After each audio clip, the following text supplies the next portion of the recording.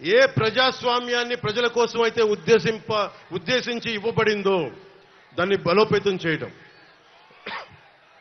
అంతేగాని ఒకడికి మోచేతి కింద నీళ్లు తాగడానికైతే మన ప్రజాస్వామ్యం లేదు. అది జగన్ కావచ్చు, జగన్ తాలూకు వ్యక్తులు కావచ్చు. జగన్ మాట్లాడితే క్లాస్ వార్ అని మాట్లాడుతూ ఉంటాడు. క్లాస్ వార్ అంటే అర్థం మీ అందరికీ తెలిసిందే కదా. డబ్బున్నోళ్ళు, అధికారం ఉన్నవాళ్ళు పేదవాడిని దోచుకోవటం. మనందరం పేదవాళ్ళని దోచుకుంటున్న వాళ్ళం అంట. ఆయన ఒక్కతనే చాలా గొప్పగా పేదవాళ్ళకి అండగా ఉంటున్న వ్యక్తి. నిజంగా అతను పేదవాళ్ళకి అండగా ఉన్న వ్యక్తి అయితే జనసేన, తెలుగుదేశం, భారతీయ జనతా పార్టీ కూటమికి ఇంత జనసందోహం రాదు. ఆ విషయం జగన్ తెలుసుకోవాలి. జగన్ వచ్చి రాగానే చేసింది 450 కోట్ల రూపాయలు మనకి సెస్ ఉంది, భవన నిర్మాణ కార్మికుల సంక్షేమ నిధి. 40 లక్షల మంది భవన నిర్మాణ కార్మికులు వారికి ఉపాధి లేకుండా చేశాడు. 40 మంది పైగా ఆత్మహత్యలు చేసుకున్నారు.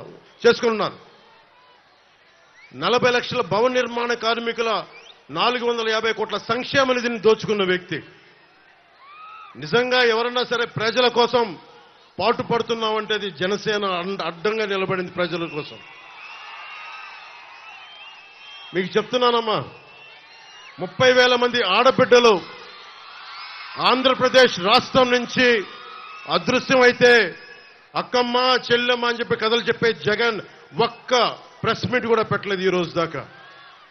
ఏదన్నా అడిగితే నన్ను బూతులు తిట్టించడం తప్ప. ముఖ్యంగా ఇందాక చెప్తా ఉన్నట్టుగా రాగానే మీకు తెలుసు ఇసుక ఎలా దోపిడీ చేశారో. మన కొల్లిపర్ల మండలం కొత్త బొమ్మవాని పాలెంలో అర్ధరాత్రి రైతుల పొలాల నుంచి ఇసుకను దోపిడీ చేసిన ప్రభుత్వం ఇది. అలాంటి రైతాంగాన్ని దోపిడీ చేసిన వ్యక్తి క్లాస్ వార్ గురించి మాట్లాడతాడు. అలాగే లిక్కరు,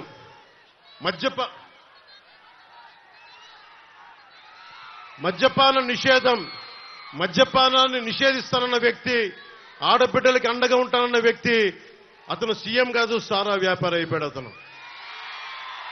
సారా వ్యాపారి. 16 కంపెనీలు పెట్టి అందులో 3 కంపెనీలు తన సొంత మనుషులవే. అన్ని వాళ్ళ ఫ్యాక్టరీల్లో కల్తీ సారా, కల్తీ మందులు కలిపి దానికి రకరకాల పేర్లు పెట్టి ఒక్కొక్కరు ఆరోగ్యాలు పాడైపోతా ఉన్నాయి. మనం ఏమైపోయామంటే మనందరం కూడా ఒక అబద్ధపు ప్రపంచంలో బతకాలని నిర్ణయించుకుంటామని మనందరం. నేను ఇబ్బంది లేకుండా నేను మందు తాగమని ఎంకరేజ్ చేయను, వ్యసనాలకి పాల్గొనని ఎంకరేజ్ చేయను. నెపోలియన్ చెప్పినట్టుగా యుద్ధాలకి సిగార్ల మీద ట్యాక్స్, బ్రాండీ మీద ట్యాక్సే నేను దేశాల మీద యుద్ధాలు చేయడానికి పనికొస్తుందని నెపోలియన్ చెప్పాడు. వ్యసనాల వల్లే ట్యాక్స్ వస్తూ ఉంది భారతదేశానికి కూడా. ఈ విధానంలో మనం కోరుకుంటుంది. మన ఎవరో పెద్దలు మాట్లాడుతూ ఉన్నారు, నేను కల్తీ మందు కాదు, కనీసం ఆరోగ్యం పాడవని మందన్నా కనీసం 10 సంవత్సరాల్లో పాడవలసింది, వీళ్ళ వల్ల సంవత్సరంలోనే పాడైపోతా ఉంది. అలాంటి కల్తీ మందు ఇస్తూ ఉంటే అలాంటి మందు ఇవ్వకని చెప్పిన దానికి నేను మందుని ఎంకరేజ్ చేస్తానని మాట్లాడుతున్న వైసీపీ నాయకులు. అసలు అన్న వైసీపీ నాయకులందరికీ చెప్తున్నా, మద్యపాన నిషేధిస్తామని చెప్పి మీరు సారాలు ఎలా అమ్ముకుంటారు ఒకసారి మీరు లోపల చూసుకుని మాట్లాడుకున్న విషయం. అలాగే ఇసుక, జేపీ వెంచర్స్ అని చెప్పి పెద్దిరెడ్డి రామచంద్రారెడ్డి గారు, మిథున్ రెడ్డి గారు, సజ్జల రామకృష్ణారెడ్డి గారు, జగన్ గారి ఆధ్వర్యంలో దాదాపు మొత్తం వాళ్ళ కంపెనీ ఇసుక అంతా. ఒకప్పుడు ఇసుక రీచుల్లో ఎంతమంది బీసీలు కానీ, బీసీ కుటుంబాలు కానీ చాలా మందికి సంపద వెళ్లేది. రీచుల్లో కొన్ని చోట్ల మనకి తూర్పుగోదావరి జిల్లా లాంటి చోట్ల ఇసుకని బోట్లో తీసుకొని మరీ అమ్ముకునే వాళ్ళు చాలా మందికి, కుటుంబాలకి 10 కుటుంబాలు ఉపాధికి వచ్చేది, వందలాది కుటుంబాలకి ఒక ఇసుక రోజు రీచ్ ఉన్న చోట. అవన్నీ దోపిడీ చేసి మొత్తం సంపదంతా ఒక్కడి చోట కేంద్రీకృతం అయిపోయింది. ఒక్కడి దగ్గర సమస్య, ఒక్కడి దగ్గర అంత డబ్బు చేరకపోతే వాడు బలిసిపోయి కొట్టుకుంటా ఉంటాడు ఎవడైనా సరే.